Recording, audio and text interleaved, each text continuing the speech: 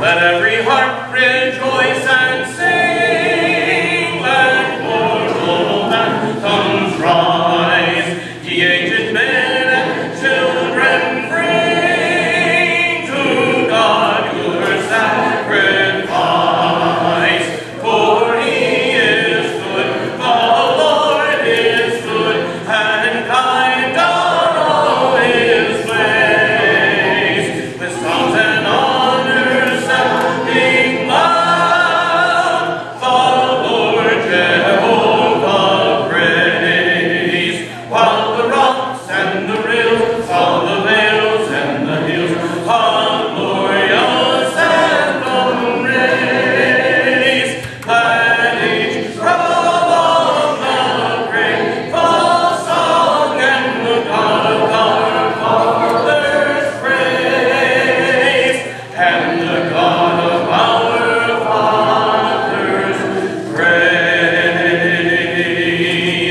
He bids the sun to rise and set, in heaven His power is known, and earth's fruit to Him shall yet bow before His throne.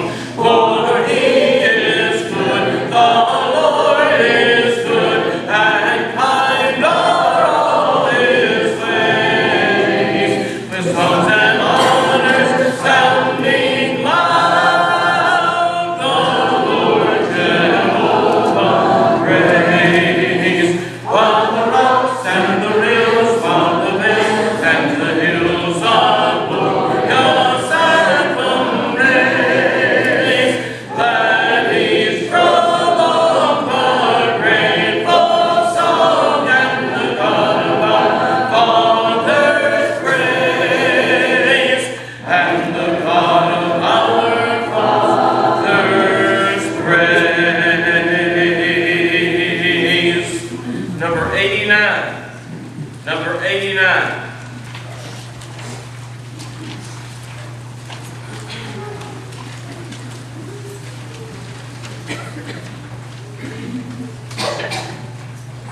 I will enter His gates with thanksgiving in my heart. I will enter His courts with praise. I will say, this is the day that the Lord has made. I will rejoice, for He has made me glad. He has made me glad. He has made me glad. I will rejoice, for He has made me glad. He has made me glad. He has made me glad. I will rejoice, for He has made me glad. Number 305. Number 305.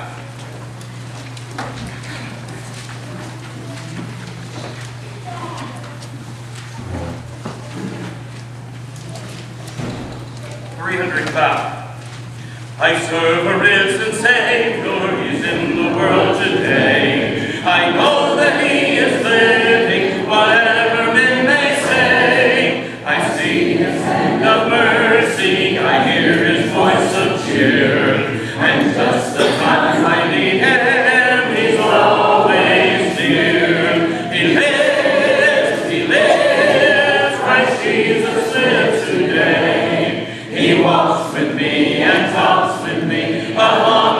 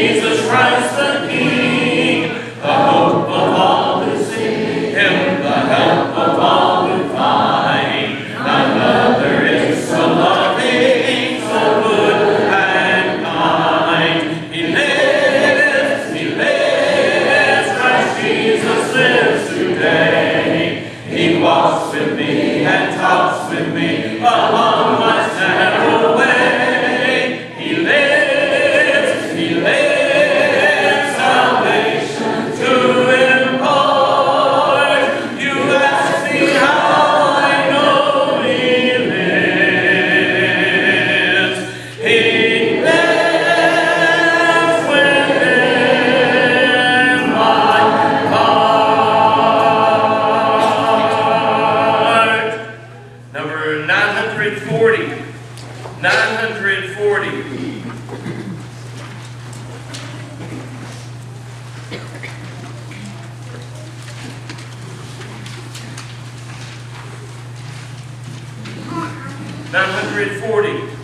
Oh, beautiful star of Bethlehem, shining afar where shadows dim, giving a light for those who long have gone, and guiding the wise men on their way unto the place where Jesus lay. Beautiful star of Bethlehem, shining on.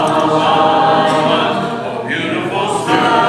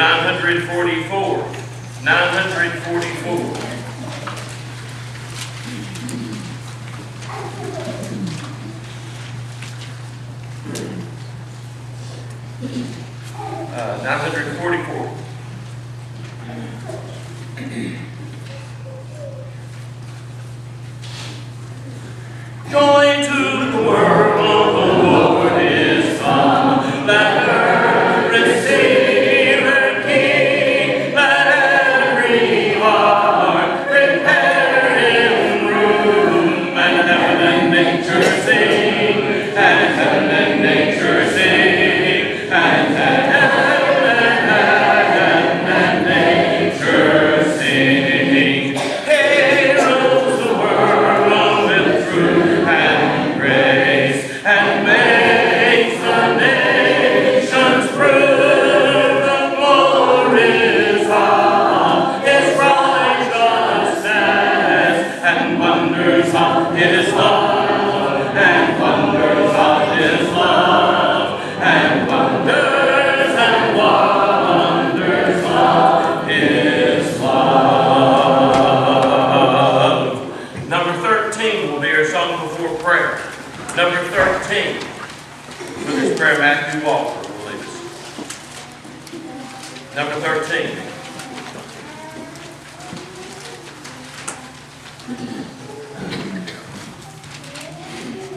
Holy Lord, most holy Lord, you alone are worthy of thy praise. O holy Lord, most holy Lord, with all of my heart I sing, with my heart I sing, great are you, Lord, worthy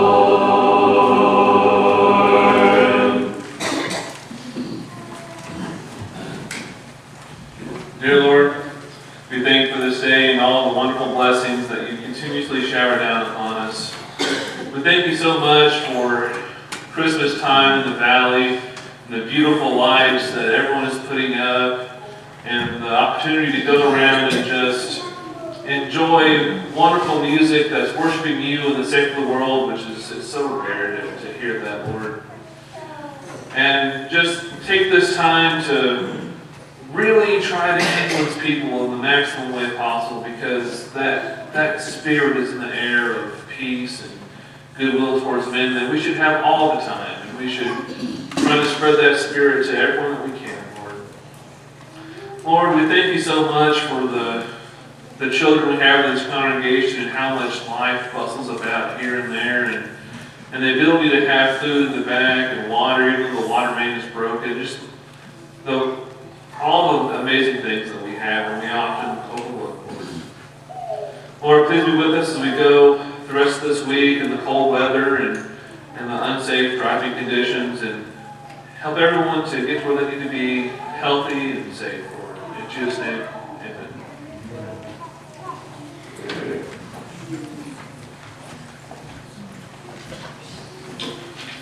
Ephesians chapter 4, verse 29 through chapter 5, verse 2. Do not let any unwholesome talk come out of your mouths, but only what is helpful for building others up according to their needs, that it may benefit those who listen. And do not grieve the Holy Spirit of God, with whom you were sealed for the day of redemption. Get rid of all bitterness, rage, and anger, brawling and slander, along with every form of malice. Be kind and compassionate to one another, forgiving each other, just as in Christ God forgave you. Be imitators of God, therefore, as dearly loved children, and live a life of love, just as Christ loved us and gave himself up for us as a prayer and offering and sacrifice to God.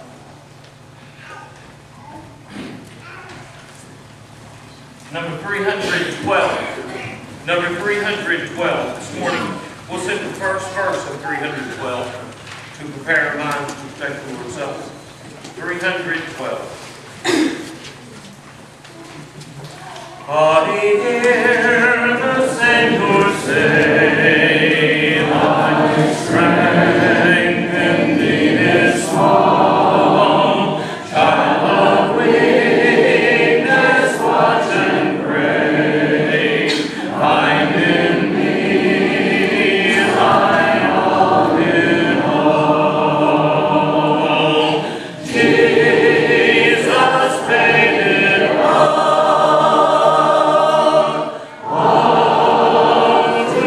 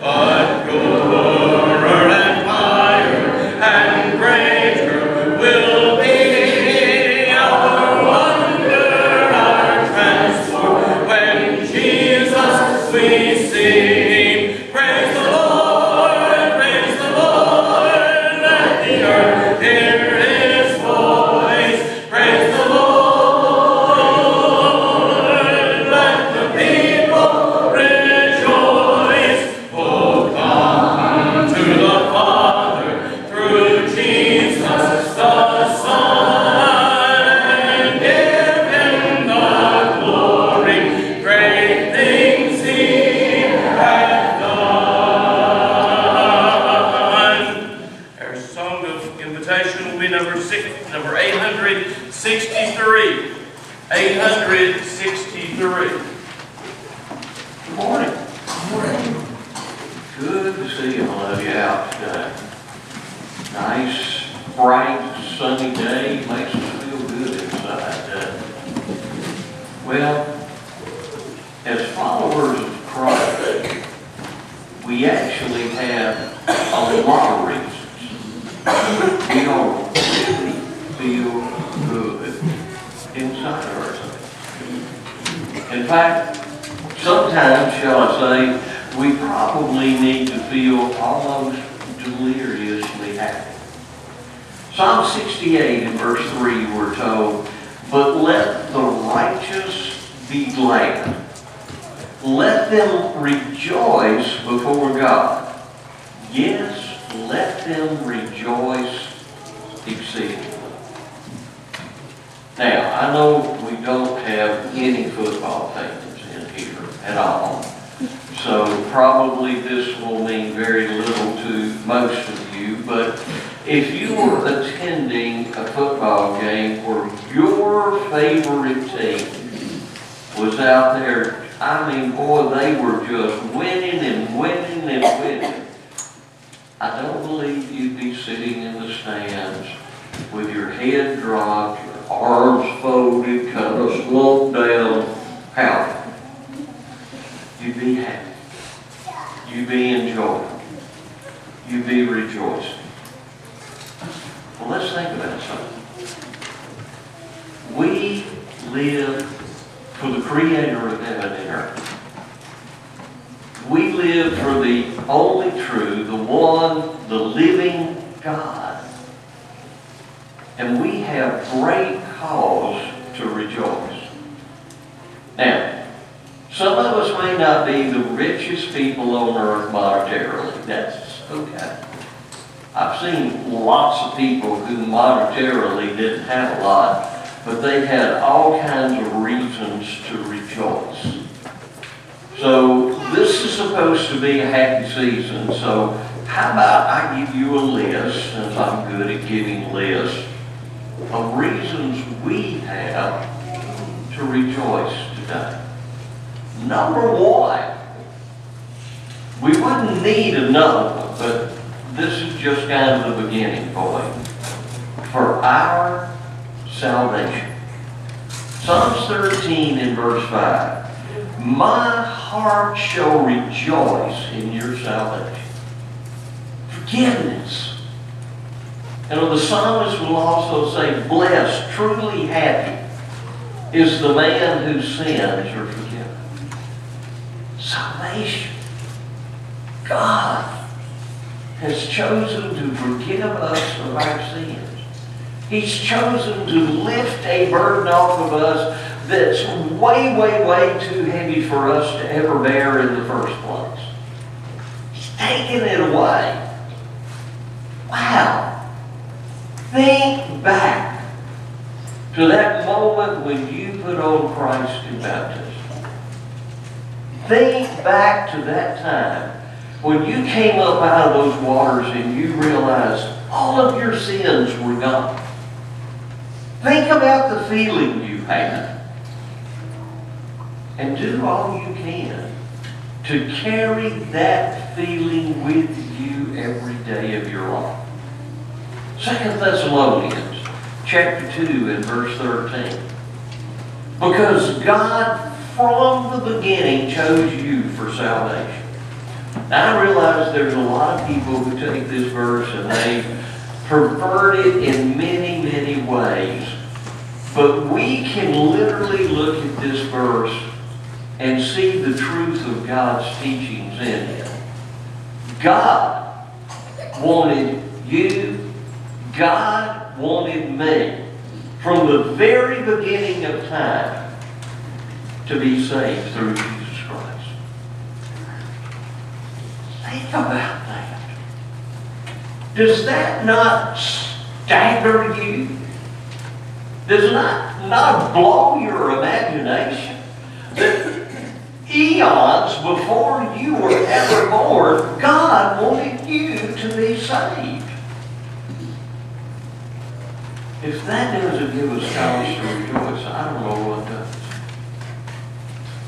But then I think about a great Bible example. That old Ethiopian traveling along, studying out of the 53rd chapter of Isaiah, and Philip coming along and speaking to him, and they finding water. The Ethiopian wants to be immersed into Christ. And the Bible tells us something interesting about him. Acts 8 and verse 39. And he went on his way rejoicing. He may have finished reading what is the 53rd chapter of the book of Isaiah in our Bibles. I bet he finished reading it with a whole different eye, a whole different attitude of heart, because he was reading that and thinking, Jesus, the Messiah, did that for me. Well, guess what? The Messiah did it for you too. We have cause to rejoice. But let's go beyond that. We have cause to rejoice because of God's mercy. God's mercy doesn't end in baptism. Sometimes that's the idea people get. Well, I was baptized, that's it, that's as far as God's mercy goes. Wrong, it doesn't. Psalms 31 in verse 7, we're told, I will be glad and rejoice in your mercy.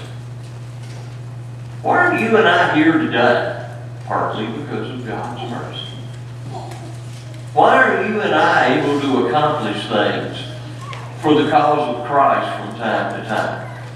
Because of God's mercy. That's exactly what it's all about. Paul put it this way in Ephesians chapter 2 and verse 4. But God, who is rich in mercy, because of his great love with which he loved us. Do you hear that? You know, we go to John 3:16, God so loved the world. But how about the power of this passage? The great love with which God loved us.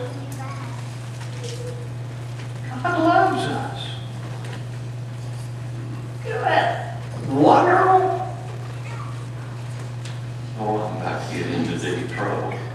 I hope somebody's going to invite me home for dinner today. You know, to be able to say that Connie loves me is one of the joys of my life. But how about to be able to say that God loves us?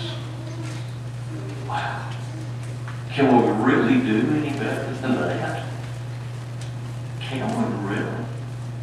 And because God loves us so much, his mercy doesn't end in baptism. He's got the blood that was shed for us, not only working in baptism, but as we walk in the light, it keeps on working for us. Mercy works in another way too. Hebrews chapter 4 verse 16. Let us therefore come boldly to the throne of grace, that we may obtain mercy and find grace to help in time of need. You hear what God's saying? God's saying, come on. Come on. Talk to me. Call on me. I'm ready, willing, and able to help you in the Christian life. And so we've got salvation. We've got mercy. Now, the next one's kind of interesting, I would say.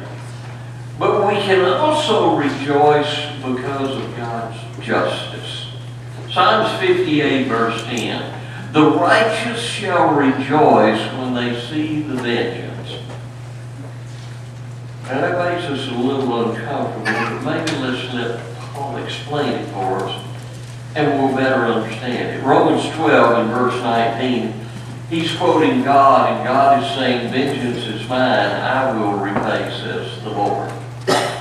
You know, that takes a big burden off of us.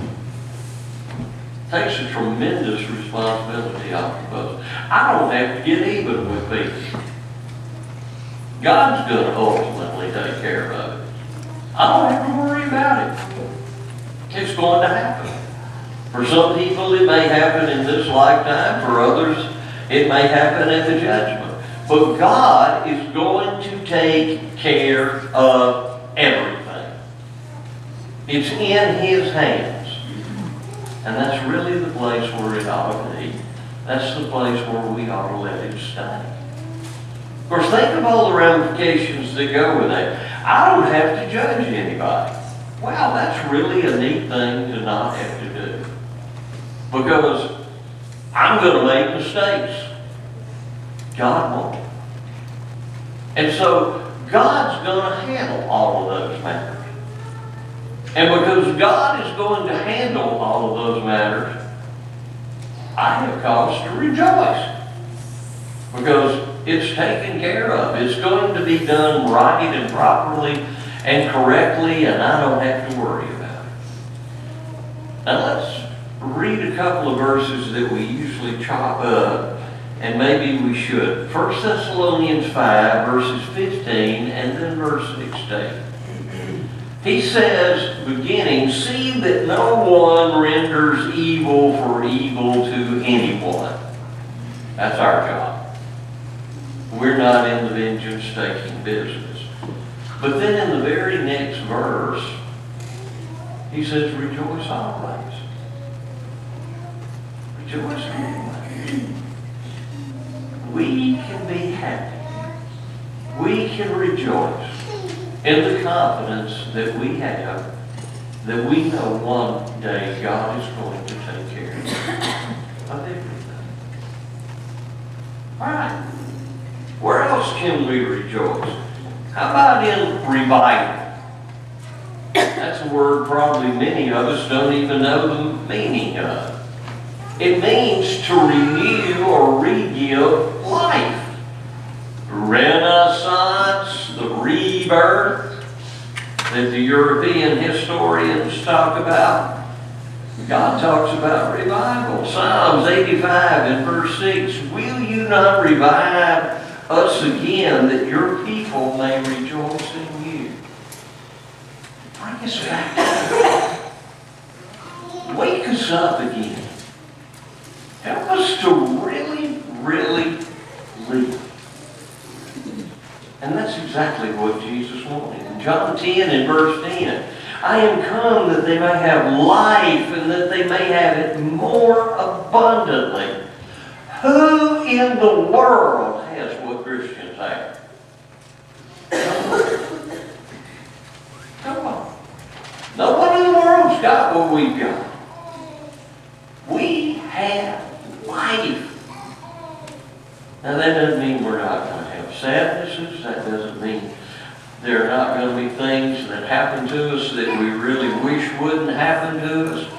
But because we have God, because we have Christ, because we are in them, we have means of seeing beyond the troubles of today, or the troubles of the next few weeks, or few months, or even few years. We can see beyond all of these things, and we can see to a glorious future. Because the life we have begun as Christians now is not going to end in death. May change a little bit, but it's actually going to improve. It's going to get better. And so we have begun a life that is going to last forever. And we have a reason to rejoice in that. Because the people that don't have Christ, sadly, the Bible speaks of them as having a second death. Ugh. You know, they're going to expire from this world, and then their entire eternity is referred to as being dead. Wow. How depressing. How bleak. How horrible. And how we need to help people wake up and realize that's what's happening to them and get them to come to life. But Paul talks about this life. Talks about the life that the Ethiopian began in his baptism, and we begin in our baptism. Romans 6 in verse 4, he says, even so we should walk in newness of life. Sin doesn't know the Christian. Christian not a slave of sin. Read the entire 6th chapter of the book of Romans. It's remarkable to tell us the release Christ has given us. Sin doesn't own us anymore. I remember a story I heard. A young man was pitching in a baseball game. It was a championship game, and it was really, really important. His team had a 1-run lead. There was a man on second base, and a man came up to bat that had been his nemesis the entire baseball season. This guy had hit this pitcher and hit this pitcher and hit this pitcher, and the catcher could tell the pitcher just went into a panic. 2 outs.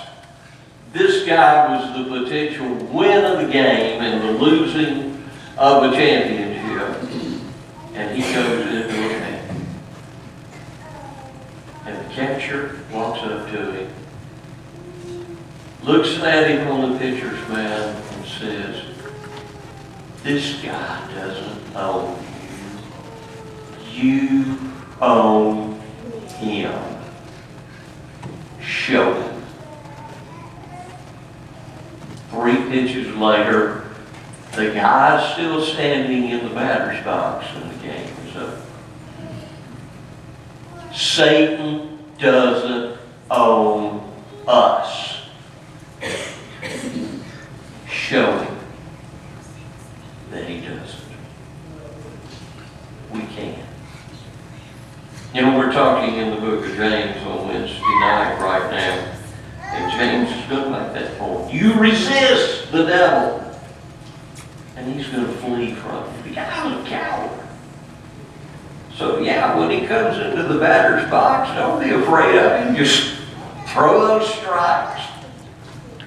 Give him whatever his net is, and rejoice in the fact that we can overcome him. We have life, not death that he gives. We have life, and we have it abundantly. And then finally, and we've actually sung a song about this today, we need to just simply rejoice because we're in the Lord. Psalms 97 verse 12, rejoice in the Lord, you righteous.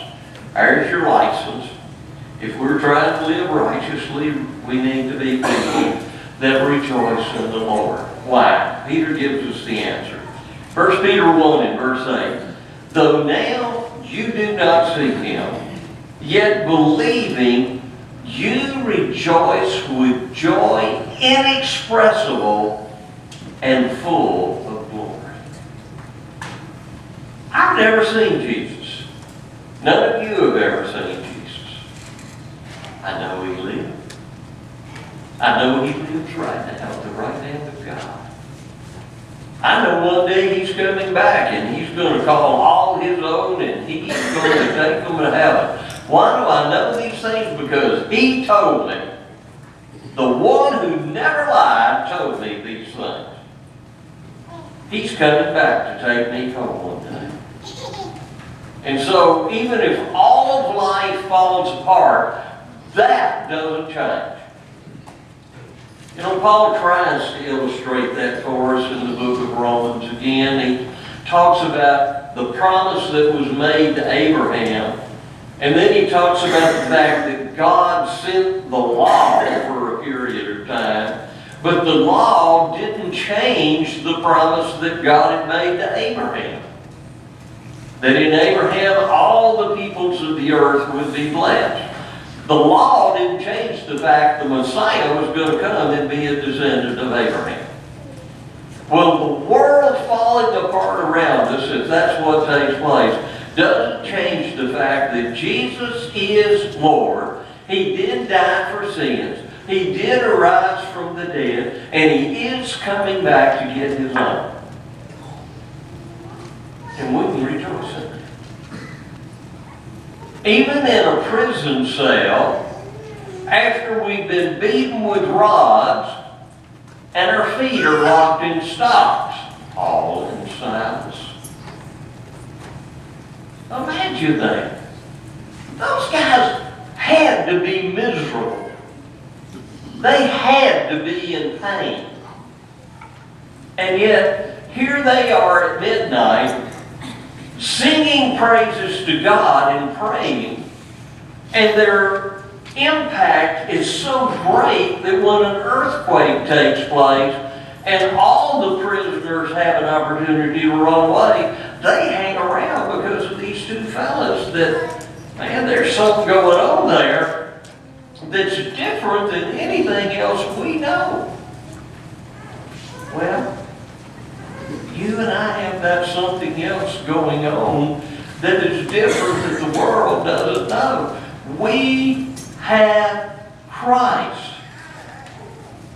We have a living hope. Muhammad's dead. I'm sorry, Muslims. The dude's dead. He died a long time ago. He's buried. His body's rotted in the ground. So is Moses. So is Abraham. But not Jesus. Not Jesus. He arose. He triumphed. Saw a movie recently. Totally Hollywoodish. It's about a Roman officer that goes hunting for the body of Jesus.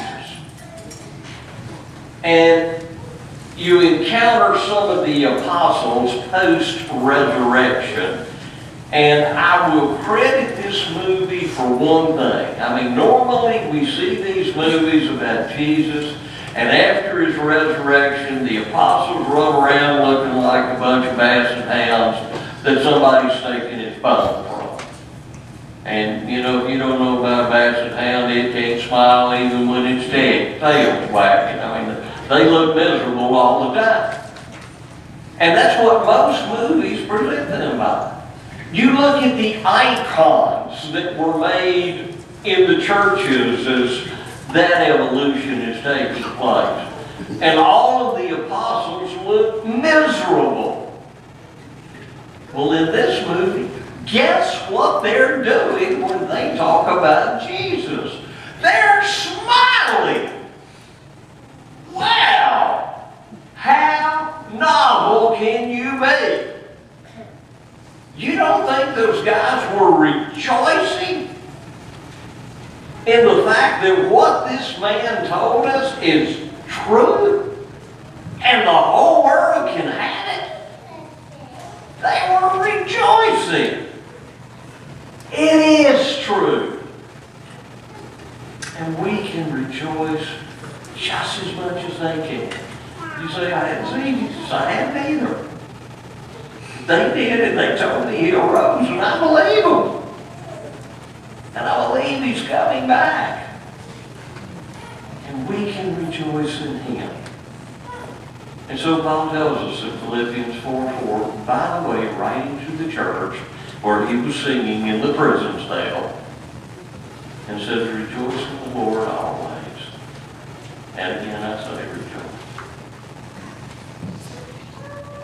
So, in this season, there's supposed to be a season of happiness and everything else. Let's make sure we don't have to limit our joy and our rejoicing to a few weeks a year. We can rejoice every week, every day, because of what God's done for us. But have you accepted it? Jesus died on the cross. Jesus died for your sins. But have you accepted what He did for you? Have you believed on Him with all of your heart? Have you turned from your sins? Have you confessed your faith in Him, and have you been buried in the waters of baptism to have those sins forgiven so you can begin this process of rejoicing in Him? If not, why don't you do so right now, today? And maybe you're here today and you're in area about God. You've lost the joy. You've lost the reason for rejoicing. Well, I tell you why. Because you've got that sin in your life. You get rid of it. Repent of it. Ask God's forgiveness. Come back to